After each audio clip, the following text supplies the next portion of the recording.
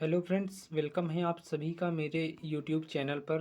Friends, आज की इस वीडियो में हम बात करेंगे थर्मल इंजीनियरिंग का जो आपका चैप्टर थर्ड है, थर्मोडायनेमिक्स प्रोसेस ऑन गैसेस, जिसको हम गैसों के ऊष्मागतिकीय प्रक्रम के नाम से भी जानते हैं। तो इसी चैप्टर का आज हम यहाँ पर रिवीजन करने वाले हैं। तो फ्रेंड्स, जितने भी इम्पोर्टेंट डेफिनीशन आपके इस चैप्टर में हैं, मैं यहाँ पर आपको एक्सप्लेन करने वाला हूँ, काफ़ी शॉर्ट तरीके में एक्सप्लेन करने वाला हूँ, जिससे आपको अच्छे प्रकार से समझ में आए। ये जो मैंने कंटेंट ये समरी निकाली है, ये आपको समरी भारतीय प्रकाशन में पढ़ने को मिल जाती है। तो चाहे तो आप वहाँ से भी पढ़ सकते हैं। मैं यहाँ पर आपको समझाने का प्रयास करूँगा, जिससे आपको जल्दी से समझ में आ सके। तो सबसे पहले जो आपका यहाँ पर चैप्टर का नाम है थर्मोडायनेमिक्स प्रोसेस ऑन गैस। तो इसको पढ़ने से पहले हम थोड़ा थर्मोडायनेमिक्स के बारे में जान लेते हैं कि थर्मोडायनेमिक्स होता क्या है। देखिए, जो आपका मेनली थर्मोडायनेमिक्स होता है, उसमें हम क्या करते हैं कि सभी प्रकार की जो ऊर्जाएं होती हैं, उनको एक रूप से दूसरे रूप में या दूसरे रूप से उसको पहले रूप में ट्रांसफॉर्मेशन करते हैं। तो इसी का अध्ययन हम थर्मोडायनेमिक्स के अंतर्गत करते हैं। और जो मेनली आपका थर्मोडायनेमिक्स होता है, थर्मोडायनेमिक्स इसको या तो आप थर्मोडायनेमिक्स साइंस भी कह सकते हैं, कि जो हमारा ऊष्मागतिकीय विज्ञान होता है, वो हमारा प्रकृति के दो नियमों पर कार्य करता है। तो पहला तो आपका होता है first law of thermodynamics, second आपका होता है सेकंड लॉ ऑफ थर्मोडायनेमिक्स। तो मेनली आपका जो थर्मोडायनेमिक्स है, वो आपके नेचर के यानी आपके जो प्रकृति है उसके दो नियमों पर कार्य करता है। अभी जो मैंने पहला नाम बताया, ऊष्मागतिकी का प्रथम नियम और ऊष्मागतिकी का द्वितीय नियम। तो जो आपका ये चैप्टर है थर्मोडायनेमिक्स प्रोसेस ऑन गैसेस, तो इसमें आपको जो सिलेबस है टाइप्स ऑफ थर्मोडायनेमिक्स प्रोसेस में आपका हो गया, जैसे आइसोबारिक आपका प्रोसेस हो गया, आइसोथर्मल हो गया, एडियाबैटिक, ये जितने भी आपके इम्पोर्टेंट ये थर्मोडायनेमिक्स प्रोसेस हैं, इसकी मैंने वीडियो पहले से अपलोड कर रखी है। तो यदि आपने वीडियो नहीं देखी है तो वीडियो जाकर आप देख लीजिए। तो यहाँ पर जो आपका ऊष्मागतिकी होता है या थर्मोडायनेमिक्स प्रोसेस आपके होते हैं, वो दो प्रकार के होते हैं।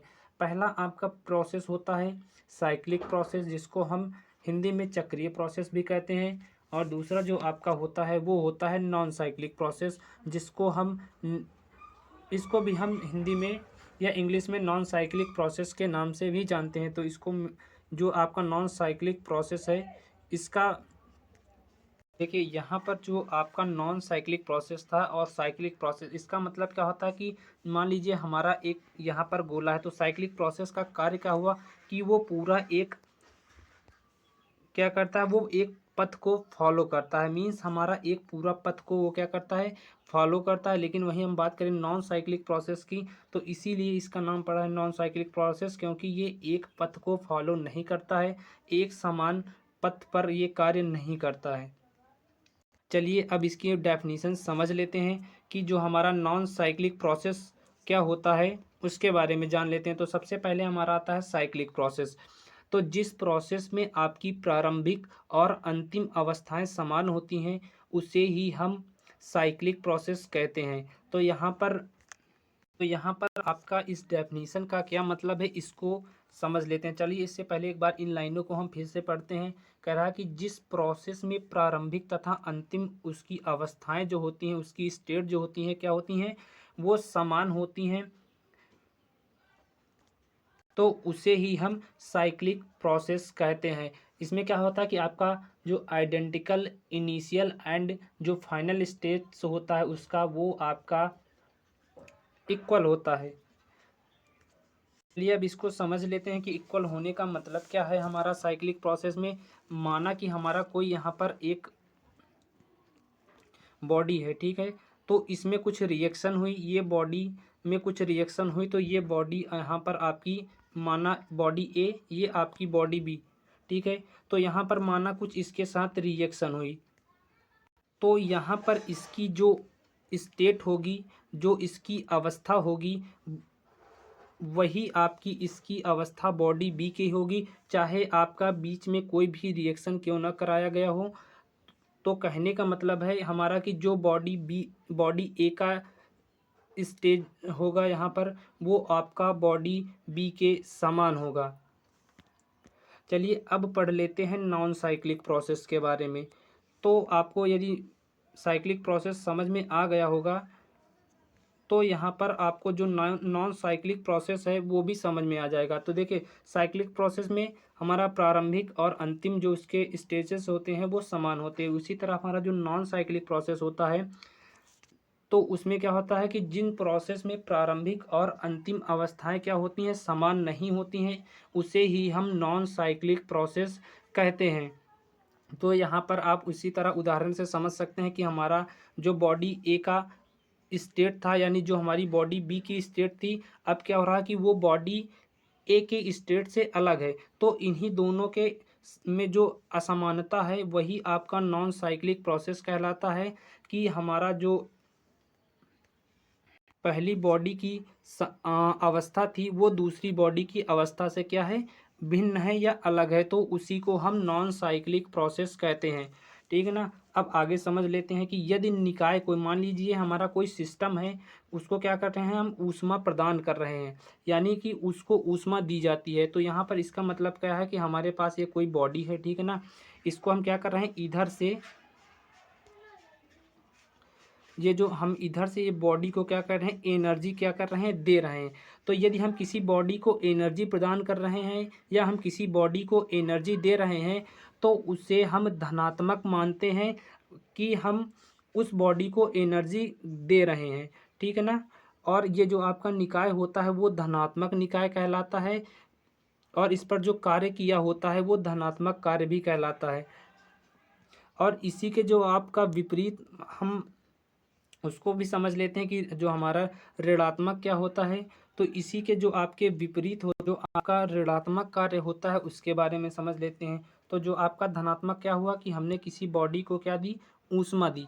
अब ऋणात्मक कार्य में क्या होगा कि हम उस बॉडी से क्या करेंगे, ऊष्मा को निकाल लेंगे, या उस बॉडी से हम क्या करेंगे, एनर्जी को ले लेंगे। तो यहाँ पर हमारा कोई बॉडी ए है। अब यहाँ पर जो आपका ऋणात्मक जो कार्य होता है, क्या होता है कि इस बॉडी से हम ले रहे हैं एनर्जी, तो ये बॉडी हमें एनर्जी दे रही है। तो वहाँ पर उस स्थिति में क्या हो जाएगा, आपका जो वर्क होगा वो ऋणात्मक होगा। या इसको हम इस प्रकार भी समझ सकते हैं एक दूसरे टाइप से, ये इसको हम दूसरी टाइप से समझ लेते हैं। तो यहाँ पर देखिए, दूसरा टाइप हमारा समझने को है, जो हमारा अकॉर्डिंग टू डेफिनीशन कहती है कि यदि किसी गैस का प्रसरण जो है कार्य धनात्मक है, मतलब हमारी कोई गैस है उसका क्या हो रहा है, एक्सपेंशन हो रहा है, वो उसका प्रसारण हो रहा है, तो वहाँ पर जो कार्य होगा वो आपका धनात्मक होगा। और वहीं पर बात करें कि किसी बॉडी में क्या हो रहा है, उसको यानी किसी गैस को कंप्रेस किया जा रहा है, तो वहाँ पर जो कार्य होगा वो हमारा ऋणात्मक कार्य होगा। चाहे तो आप इसको ऐसे भी समझ सकते हैं, जो मैंने अभी बताया कि किसी बॉडी में क्या होगा, जब गैस का एक्सपेंशन होगा तो वहाँ पर हमारा धनात्मक कार्य होगा, और किसी बॉडी में यदि गैस को कंप्रेस किया जाएगा तो वहाँ पर हमारा ऋणात्मक कार्य होगा। ठीक है। अब यहाँ पर देख लेते हैं कि जो आपकी थर्मोडायनेमिक्स प्रोसेस होती हैं वो कौन कौन सी आपको यहाँ पर हैं। तो यहाँ पर आपका जो थर्मोडायनेमिक्स होता है, वहाँ पर एक होता है आपका कांस्टेंट प्रेशर प्रोसेस, जिसको हम स्थिर दाब प्रोसेस या आइसोबारिक प्रोसेस कहते हैं। यहाँ पर आपके एग्जाम में पूछ सकता है कि आपके ऊष्मागतिकी जो प्रक्रम होते हैं वो कितने प्रकार के होते हैं, उनके नाम भी लिखिए। तो यहाँ से आप याद कर सकते हैं, आपका जो स्थिर दाब प्रोसेस होता है या आइसोबारिक प्रोसेस होता है, या आपका जो इसका इंग्लिश वर्जन नेम होता है कांस्टेंट प्रेशर प्रोसेस, ये तीनों नाम आपके एक होते हैं। दूसरा आपका होता है स्थिर आयतन प्रोसेस, या इसी को हम आइसोचौरिक प्रोसेस कहते हैं, या इसी को हम कांस्टेंट वॉल्यूम प्रोसेस कहते हैं। नेक्स्ट आपका आता है स्थिर तापक्रम प्रोसेस या आइसोथर्मल प्रोसेस। नेक्स्ट आपका आता है पॉलीट्रॉपिक प्रोसेस, जिसको हम हिंदी और इंग्लिश में सेम नाम से जानते हैं। आपका नेक्स्ट आता है एडियाबैटिक प्रोसेस, जिसको हम रुद्धोष्म प्रक्रम के नाम से जानते हैं।